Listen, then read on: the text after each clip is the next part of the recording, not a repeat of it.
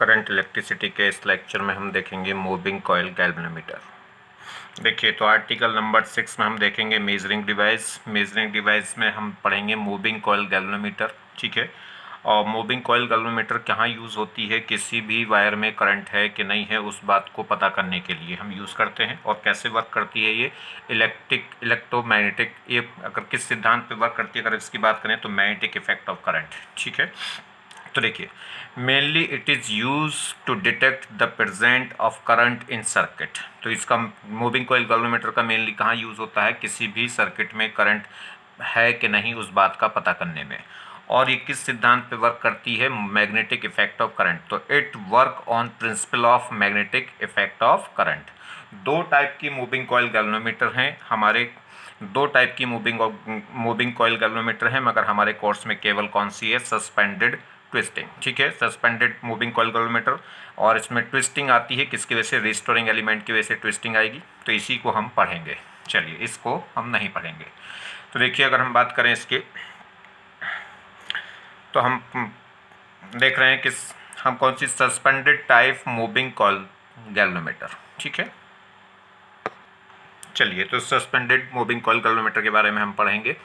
इसमें सबसे पहले देखिए एक radial magnetic field. Radial magnetic field क्या होता है, ऐसी मैग्नेटिक फील्ड जो हमेशा पैरेलल रहे किसके, प्लेन ऑफ कॉइल, जो हमेशा पैरेलल रहे प्लेन ऑफ कॉइल के, उसे हम क्या बोलते हैं, रेडियल मैग्नेटिक फील्ड। तो रेडियल मैग्नेटिक फील्ड क्या है, a magnetic field which always remain parallel to plane of coil known as radial magnetic field. चलिए बात करते हैं मूविंग कॉइल गैल्वेनोमीटर की, कौन सी, सस्पेंडेड। इसमें क्या होगा, हमारे पास ये क्या है, कोई परमानेंट मैग्नेट है, ये नॉर्थ पोल हो गया, ये साउथ पोल हो गया। इसके बीच में हमने क्या लिया है, एक ये कॉइल है जिसमें क्या है, वायर रिवॉल्व हो रहे होंगे। ठीक है, एक ये कॉइल हो गई, और ये कॉइल एक वायर से क्या है, सस्पेंडेड है। यहाँ ध्यान दीजिए हमने क्या करा है, इसमें कॉनकेव फेस लिया है। कॉनकेव फेस इसलिए लिया है जिससे यहाँ पे क्या हो जाए, मैग्नेटिक लाइन फोर्स स्ट्रेंथ क्या हो जाए, बढ़ जाए। ठीक है, क्योंकि मैग्नेटिक लाइन फोर्स परपेंडिकुलर निकलेंगे, परपेंडिकुलर लीव करेंगी। तो यहाँ पे अगर मैं इसको कॉनकेव फेस का ले लूँगा तो क्या होंगी, मैग्नेटिक लाइन फोर्स यहाँ आके क्या हो जाएंगी, डेंसिटी बढ़ जाएगी, जिससे मैग्नेटिक फील्ड इफेक्ट क्या हो जाएगा, बढ़ जाएगा। चलिए तो दो पोल लिए साउथ और नॉर्थ, इसको कॉनकेव क्यों ले रहे हैं, समझ गया आगे बात। कॉनकेव इसलिए लिया है कि increase the strength of magnetic field, जिससे मैग्नेटिक फील्ड की स्ट्रेंथ क्या हो जाए, बढ़ जाए, या कह सकते हैं मैग्नेटिक लाइन फोर्स की डेंसिटी यहाँ क्या हो जाए, इंक्रीज हो जाए।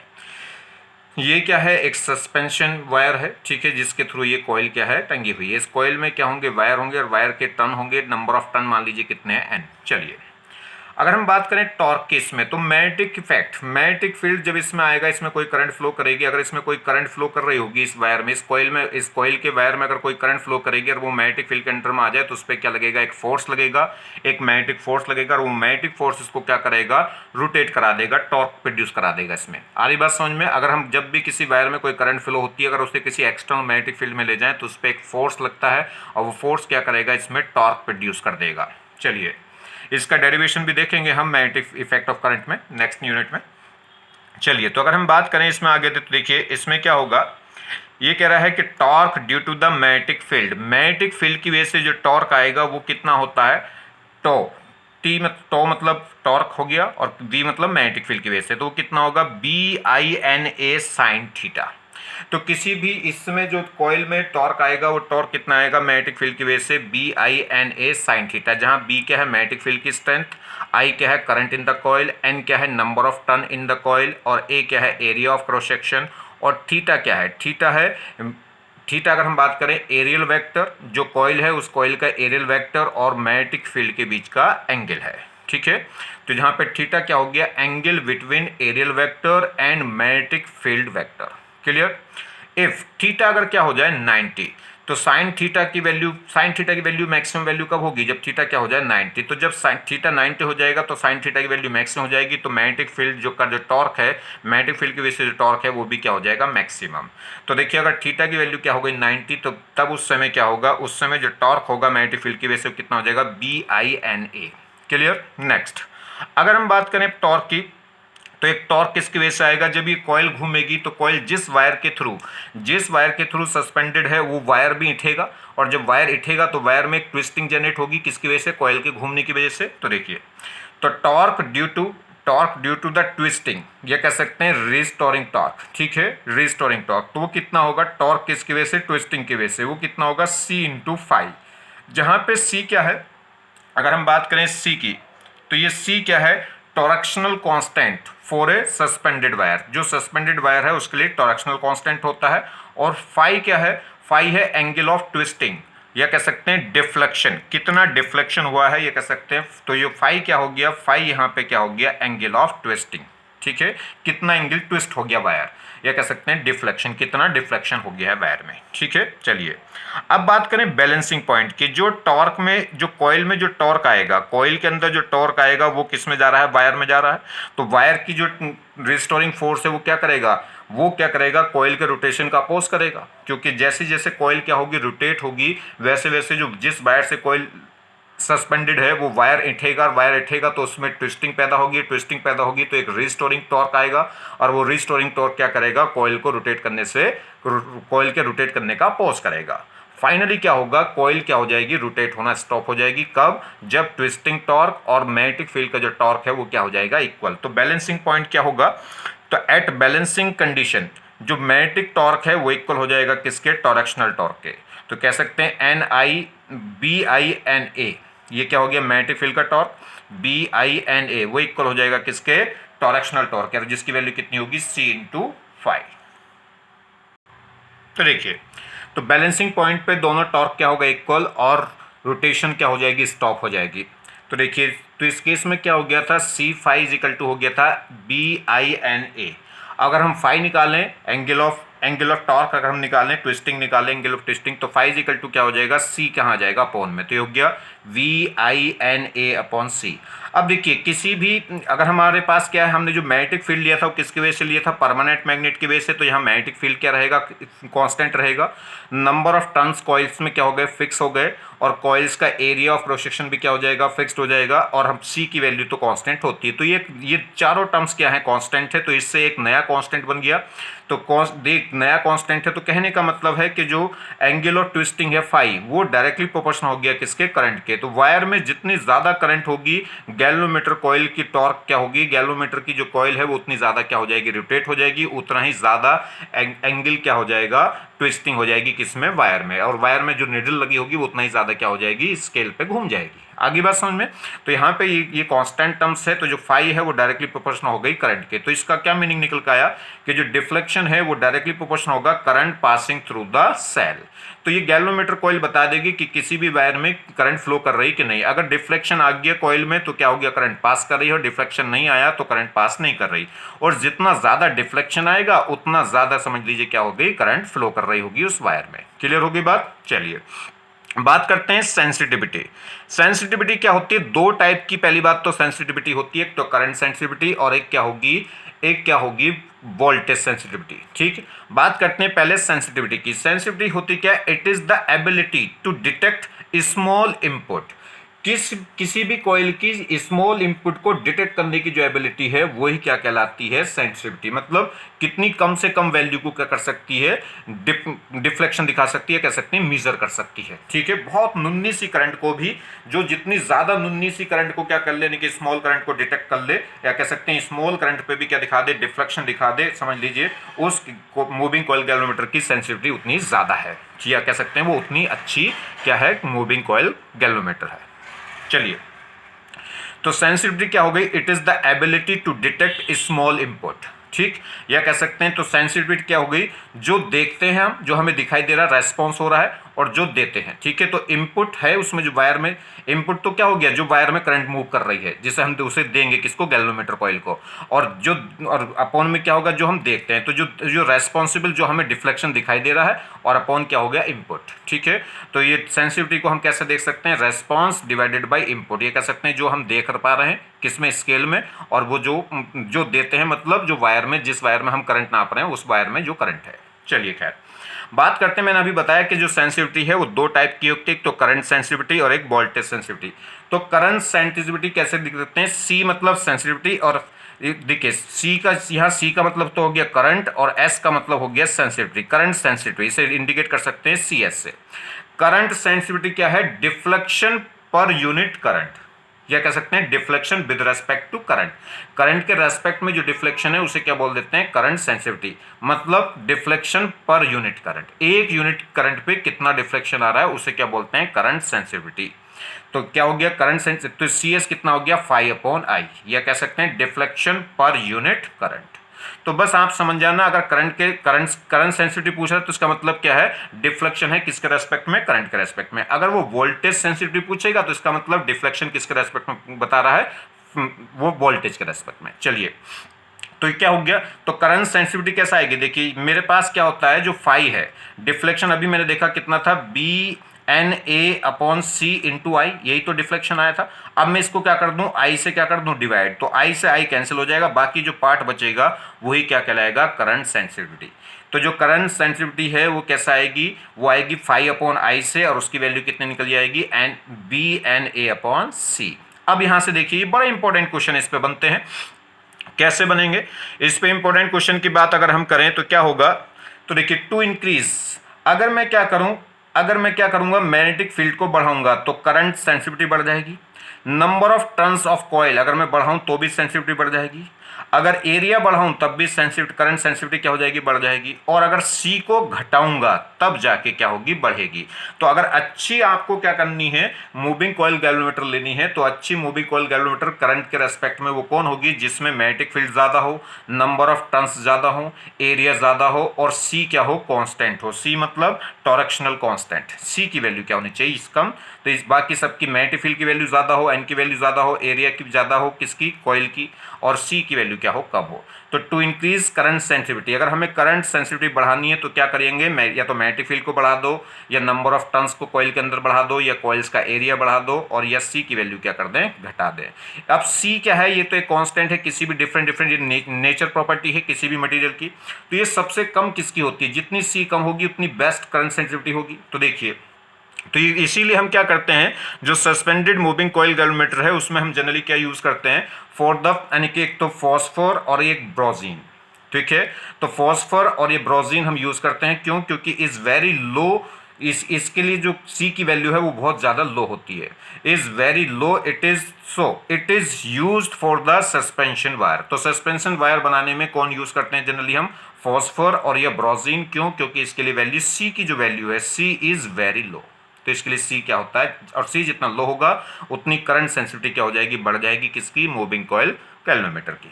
चलिए नेक्स्ट, मूविंग कॉइल गैल्वेनोमीटर को रिप्रेजेंट कैसे करेंगे, अगर हम पूरी तो मूविंग कॉइल गैल्वेनोमीटर बनाएंगे नहीं, तो इसको रिप्रेजेंट कैसे करेंगे, इसका जो सिंबल्स है वो क्या होगा, जी, कैपिटल जी से इसे हम दिखा देंगे, और इसका जो रेजिस्टेंस होगा उसे किससे दिखा देंगे, आई जी। और ये मैक्सिमम कितनी करंट अपने अंदर क्या कर सकती है, फ्लो करा सकती है, या कह सकते हैं मैक्सिमम कितनी करंट को नाप सकती है, या कह सकते हैं आईजी क्या है, वो करंट है जिस पे ये फुल डिफ्लेक्शन दिखा दे और उससे ज्यादा डिफ्लेक्शन हो ही ना, ठीक है।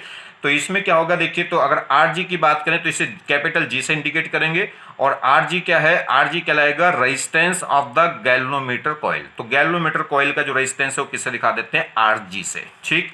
और आई जी क्या है, अगर हम बात करें आई जी की, तो आई जी क्या है, maximum scale current, maximum scale current, मतलब जब गैल्वेनोमीटर की कॉइल स्केल क्या आ जाए मैक्सिमम, तो उस समय जो करंट फ्लो होगी, या कह सकते हैं जिस करंट पे ये मैक्सिमम डिफ्लेक्शन दिखा दे वही क्या कहलाएगी, आईजी करंट। तो आईजी क्या हो गई, मैक्सिमम सेफ करंट और full scale deflection current. Clear,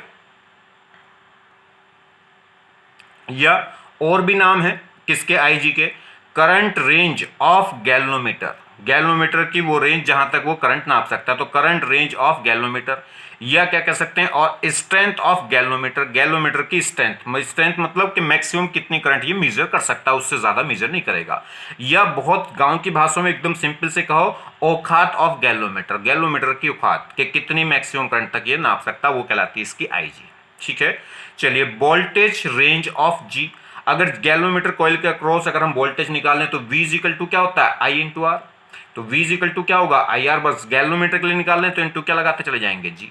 तो VG मतलब क्या हो गया, वोल्टेज किसका, गैल्वेनोमीटर का, वो इक्वल क्या होगा, I into R. I G into R G का मतलब क्या है, आई जी का मतलब हो गया करंट, मैक्सिमम करंट या रेंज ऑफ करंट किसकी, गैल्वेनोमीटर की, और इंटू आर जी क्या है, गैल्वेनोमीटर का रेजिस्टेंस। तो कितना वोल्टेज इसके होगा, V equal to I are.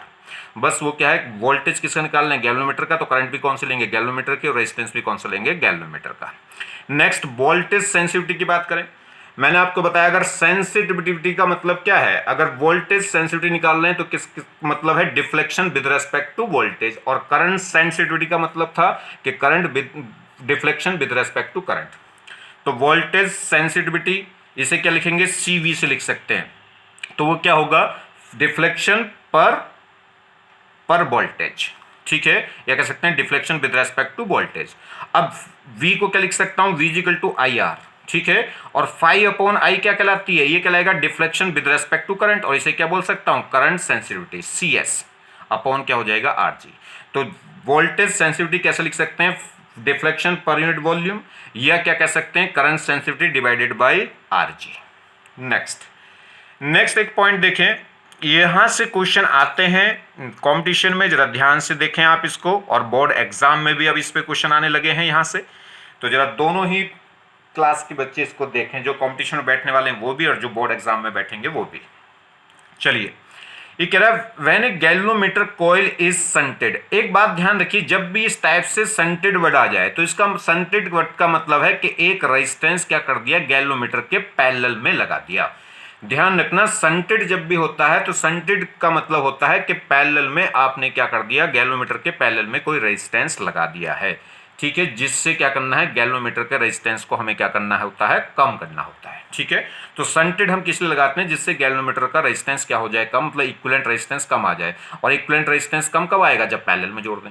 तो संटेड आप समझ जाइएगा, संटेड का मतलब होता है कि रेजिस्टेंस हमें डिक्रीज करना है, रेजिस्टेंस डिक्रीज जब होता है जब कोई रेजिस्टेंस पैरेलल में लग जाए। तो जब भी वो संटेड वर्ड कहे तो इसका मतलब है कि एक रेजिस्टेंस हमने पैरेलल में लगा दिया। तो देखिए वो कह रहा है when a galvanometer coil is shunted by a resistance S resistance के साथ क्या कर दिया, शंटेड कर दी, कौन, गैल्वेनोमीटर, मतलब गैल्वेनोमीटर के पैरेलल में एक रेजिस्टेंस लगा दिया S, and its deflection decrease from φ1 to φ2, मतलब जब केवल गैल्वेनोमीटर थी तब डिफ्लेक्शन कितना पाया जा रहा था, φ1, और जब गैल्वेनोमीटर के पैरेलल में एक रेजिस्टेंस लगा दिया S, तो अब जो डिफ्लेक्शन है वो कितना हो गया, φ2, और कैसा हो गया, डिक्रीज हो गया। डिक्रीज क्यों हो गया, क्योंकि गैल्वेनोमीटर में जो करंट आ रही थी अब उस करंट का कुछ पार्ट कहाँ भाग जाएगा, शंटेड में, और जब कुछ करंट का कुछ पार्ट शंटेड में भाग जाएगा तो गैल्वेनोमीटर में करंट क्या हो जाएगी, करंट गैल्वेनोमीटर में करंट क्या हो जाएगी, कम, और करंट कम हो जाएगी, डिफ्लेक्शन भी क्या हो जाएगा, कम, क्योंकि डिफ्लेक्शन डायरेक्टली प्रोपोर्शनल होता है किसके, करंट के। चलिए, तो कह रहा है deflection decrease from φ1 to φ2, keeping main current is constant. Main current जो सप्लाई कर रहे थे वो कांस्टेंट रखी हमने। तो इस केस में ये डायरेक्ट फॉर्मूला निकल के आता है, क्या है जी, जो शंटेड, अगर हमें वैल्यू निकालनी कि शंटेड की, कि बताइए फिर ये शंटेड एस की वैल्यू क्या थी, एस रेजिस्टेंस कितना था, तो एस इज इक्वल टू क्या होगा, φ2 RG upon φ1 minus φ2, φ2 RG upon φ1 minus φ2। ये ऊपर जो RG के साथ में जो फाई मल्टीप्लाई है वो कौन सी है, फाइनल वाली, या कह सकते हैं स्मॉल वाली, ठीक है। ये कहां से ये फॉर्मूला आया वो भी बता रहे हैं। अब अच्छा देखिए, फाई डायरेक्टली प्रोपोर्शनल होती है करंट के, तो यहाँ फाई की जगह आप करंट भी रख सकते हैं, तो यहाँ क्या होगा, I2, और ये I1, और ये माइनस क्या हो गई, I2 कौन सी होगी वो बताएंगे। चलिए देखते हैं कैसे ये फॉर्मूला आया, जरा समझे। अगर हम बात करें इसकी, तो देखिए हमारे पास ये क्या है, ये कोई गैल्वेनोमीटर है जिसमें कोई भी संट नहीं है, नो संट, ठीक है, मतलब कोई भी पैरेलल में कोई रेजिस्टेंस नहीं है, सिर्फ गैल्वेनोमीटर है। ये मेन सप्लाई से करंट आ रही है, तो ये क्या है, मेन करंट आ रही है I, और ये गैल्वेनोमीटर लगा है, और इसका रेजिस्टेंस हो गया RG। अगर हम बात करें तो इसमें करंट, अगर हम बात करें करंट इन गैल्वेनोमीटर, तो करंट गैल्वेनोमीटर में फिलहाल इस समय करंट कितनी है, I। तो इसमें जो डिफ्लेक्शन होगा φ1, इस समय जो इनिशियली डिफ्लेक्शन होगा इस गैल्वेनोमीटर में वो कितना होगा, φ1, तो वो डायरेक्टली प्रोपोर्शनल होगा किसके, I के। जितनी ज्यादा I उतना ज्यादा क्या होगा इसमें डिफ्लेक्शन। क्लियर, अभी हमने देखा है कि किसी भी मूविंग कॉइल गैल्वेनोमीटर में जो डिफ्लेक्शन है वो डायरेक्टली प्रोपोर्शनल होता है किसके, करंट के। चलिए देखिए, तो अब सेकेंड केस क्या ले रहे हैं, विद शंट। अब हमने क्या कर दिया, गैल्वेनोमीटर में एक शंट जोड़ दिया, मतलब एक रेजिस्टेंस जोड़ दिया उसके पैरेलल में, ठीक। मेन सप्लाई से जो करंट आ रही थी I, वो वैसी की वैसी आ रही है। अब इसमें क्या करा, गैल्वेनोमीटर में मान लीजिए करंट कितनी चली गई, I डैश, तो बाकी करंट कितनी I माइनस I डैश वो किस में चली जाएगी, शंट में, ठीक।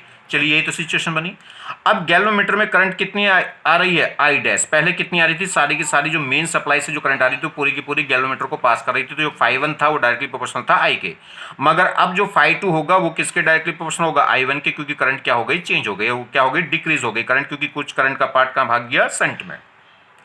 तो करंट इन द जी, अब जी में जो करंट है वो कितनी होगी, आई डैश। तो अब जो डिफ्लेक्शन होगा जी में φ2 वो क्या होगा, वो डायरेक्टली प्रोपोर्शनल होगा किसके, आई डैश के। चलिए ड्यू टू पैरेलल कॉम्बिनेशन, अब बात करें ये दोनों क्या है, पैरेलल कॉम्बिनेशन में तो है, जी और एस आपस में पैरेलल कॉम्बिनेशन में है। और जब पैरेलल कॉम्बिनेशन में है तो जो वोल्टेज जी के क्रॉस होगा वही वोल्टेज किसके क्रॉस होगा, एस की। देख लीजिए ये इस पॉइंट को, जो पॉइंट अगर ये देखें, ये दो, जो पॉइंट ये है वही पॉइंट ये है, जो पॉइंट ये है वही पॉइंट ये है। तो दोनों पॉइंट, तो ये अगर ए है तो ये भी ए है, और ये बी है तो ये भी बी है। अगर ये भी ए और बी के बीच में तो ये भी ए और बी के बीच में, तो दोनों के अक्रॉस वोल्टेज क्या होगा, सेम। तो लगाइए ड्यू टू पैरेलल कॉम्बिनेशन की वजह से क्या होगा, वोल्टेज ऑफ एस इक्वल होना चाहिए वोल्टेज ऑफ जी। ठीक है, तो अगर हम बात करें तो वोल्टेज ऑफ एस इक्वल होना चाहिए वोल्टेज ऑफ जी। तो देखिए एस के अक्रॉस वोल्टेज क्या होगा, वोल्टेज होता है V इक्वल टू होगा I इंटू आर। अब I कितनी है एस के cross, I minus I dash, और रेजिस्टेंस है कितना इसका S।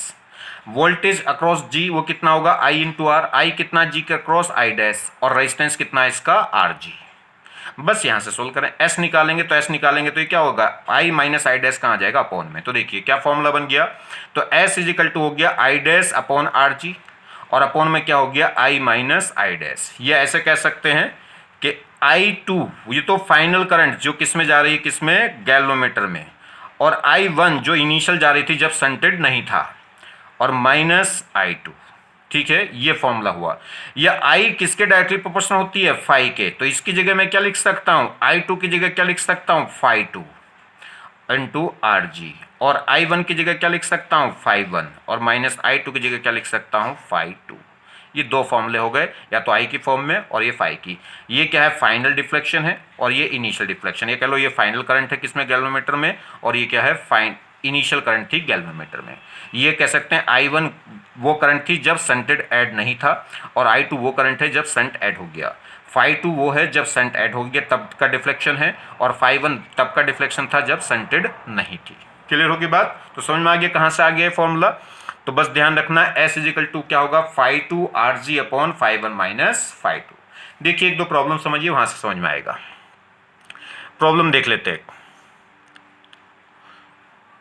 देखिए जी क्या प्रॉब्लम है, देखिए ये कह रहा है when a shunt of 60 ohm, मतलब S की वैल्यू दे दी कितनी, 60 ohm, is connected to a galvanometer, then its deflection decrease from 50 to 30। हाँ वो कह रहा है कि गैल्वेनोमीटर में अगर हम क्या कर दें, एक 60 ओम की शंट लगा दें, कनेक्ट कर दें, तो जो डिफ्लेक्शन है वो डिक्रीज होके क्या हो गया, 50 से घट के कितना हो गया, 30 हो गया। मतलब ये तो हो गया φ1 और ये क्या हो गया, φ2। Calculate RG। तो देखिए लगाइए फॉर्मूला, S इजिकल टू क्या था, S इजिकल टू होगा φ2 upon φ1 minus φ2 into RG। S की वैल्यू दे रखी कितनी, 60, φ2 कितना है 30, φ1 कितना है 50 माइनस 30। ठीक है, अपॉन इंटू क्या है RG। बस सोल्व करिए इसको। अब तो ये कितना बचा यहाँ से 20। ठीक है, ये कितना आ गया यहाँ से, माइनस करेंगे 20। अब देखिए 30 से ये 30 इसको कितनी बार जाएगा, 2 बार, तो ये 20 रह जाएगा, तो RG कितना हो जाएगा 40 ओम। सीधे सीधे यहाँ से कॉल करिए, ये 30 60 को कितनी जाएगा 2 बार, और 20 उसमें मल्टीप्लाई हो जाएगा, कितना आ जाएगा 40 ओम। तो RG की वैल्यू कितनी हो गई, 40 ओम। नेक्स्ट देखिए, When a galvanometer is shunted by the 10 ohm, मतलब S की वैल्यू दे दी कितनी, 10 ohm, 10 ohm resistance, then its deflection reduced to 1/4 of initial। ये कह रहा है जो डिफ्लेक्शन है रिड्यूस टू का मतलब जानते हो, रिड्यूस टू 1/4, मतलब 2 का मतलब है, रिड्यूस 2 का मतलब है रिमेनिंग वैल्यू।